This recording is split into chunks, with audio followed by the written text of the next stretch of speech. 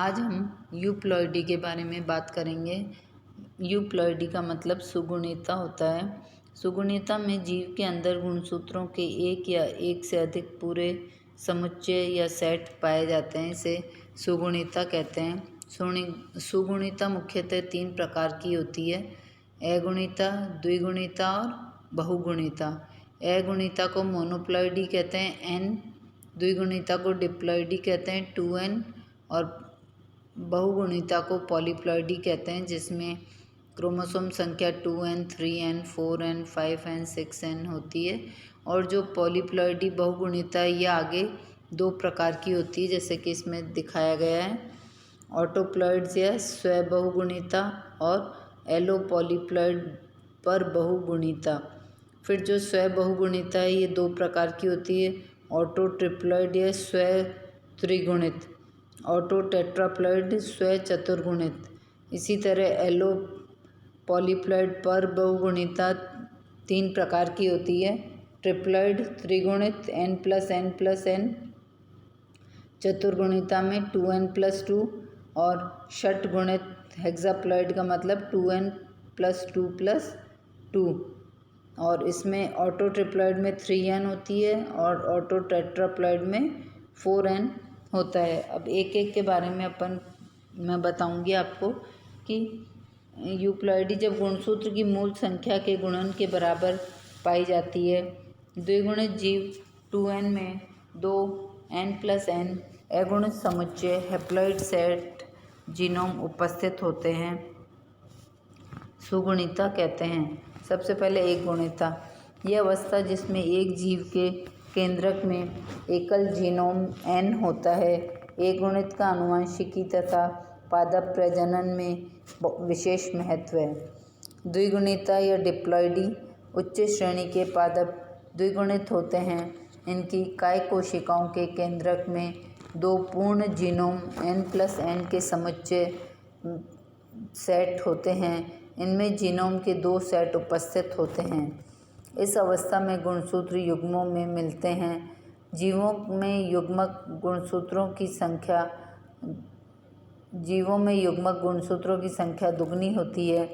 इसमें सामान्य प्रकार का विभाजन व परिवर्धन होता है। अब तीसरा है पॉलीप्लॉइड या बहुगुणिता, वह अवस्था जिसमें एक जीव की प्रत्येक कोशिका में 2 से अधिक जीनोम होते हैं, बहुगुणित कहलाते हैं तथा इस स्थिति को बहुगुणिता कहते हैं। Example 3n, 4n, 5n, 6n। इस तरीके से उच्च श्रेणी के पौधों में बहुगुणिता सामान्यतः पाई जाती है, लेकिन प्राणियों में दुर्लभ है।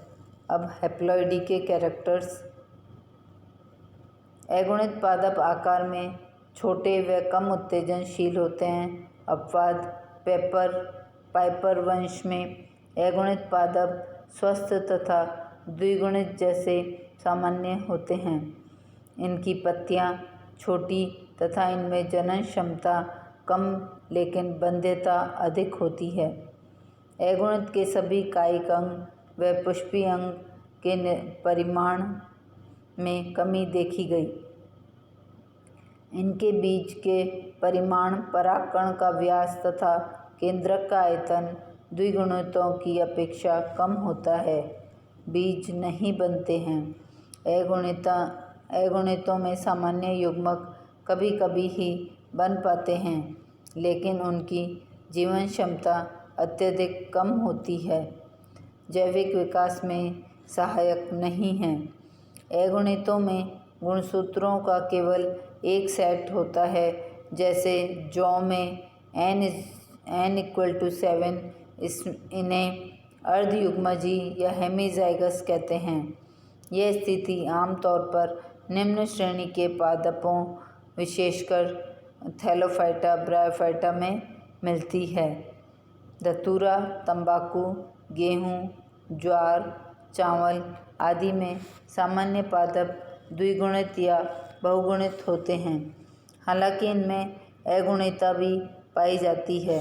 परागकण व भ्रूण कोश के पादप के अगुणित भाग होते हैं, जिनमें संबंधित युग्मक निर्मित होते हैं।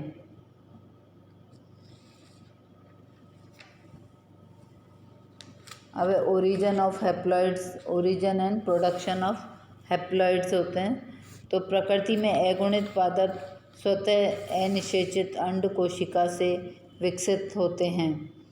इंटर स्पेसिफिक या अंतर जातीय संकरण द्वारा अगुणित जातियां प्राप्त की जा सकती है।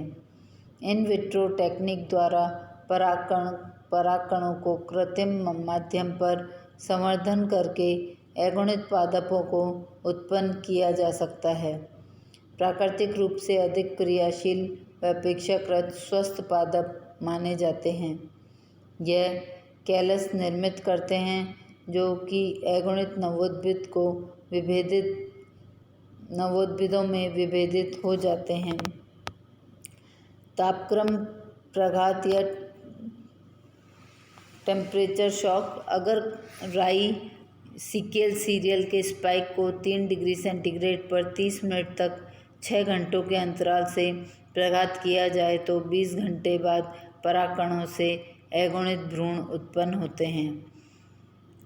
म्यूटेशंस या उत्परिवर्तन जैसे एक्स-रे, गामा रेज और नाइट्रोजन ऑक्साइड के उपचार द्वारा अगुणित उत्पन्न किए जा सकते हैं।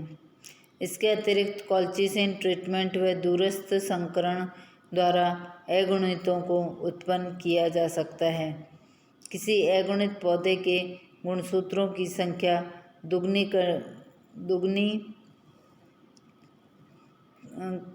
कर ली जाए तो एक द्विगुणित पादप की उत्पत्ति होती है।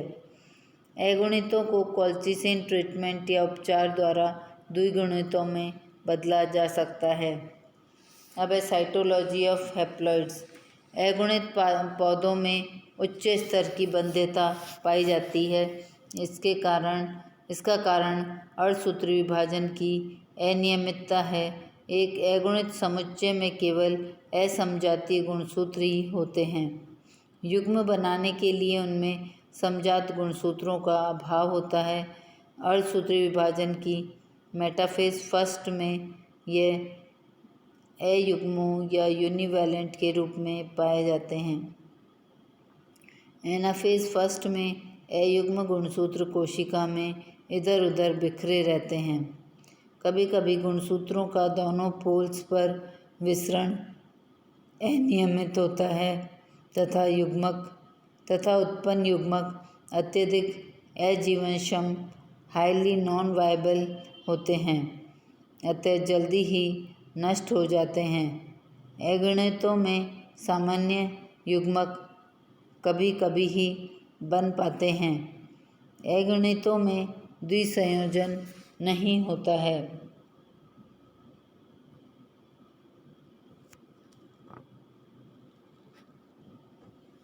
अब अगुणितों का उपयोग पादप प्रजनकों के लिए। अगुणित पौधे उत्तम सामग्री है। किसी अगुणित पौधे के गुणसूत्रों की संख्या को दुगनी कर दी जाए तो एक द्विगुणित पादप की उत्पत्ति होती है। यह सभी गुणों और जीनों के लिए समयुग्मजी होता है। इसमें प्रत्येक जीन, चाहे वह प्रभावी हो या अप्रभावी, अपने को अभिव्यक्त करता है। ऐसे समयुग्मजी द्विगुणित में विषम युग्मजता कोई कठिनाई उत्पन्न नहीं करती है। अन्यथा उत्तरोत्तर पीढ़ियों में अप्रभावी जीन बार बार प्रकट होते रहते हैं। अगुणितों को कॉल्चिसिन उपचार द्वारा द्विगुणितों में बदला जा सकता है। अगुणितों के व्यापारिक उपयोग का लोकप्रिय उदाहरण टमाटर की मैंग्लोव किस्म है। अब है द्विगुणिता। उच्च श्रेणी के पादप सामान्यतः द्विगुणित होते हैं। इनके केंद्रक में जीनोम के 2 सेट होते हैं। इनमें सामान्य प्रकार का विभाजन व परिवर्धन होता है।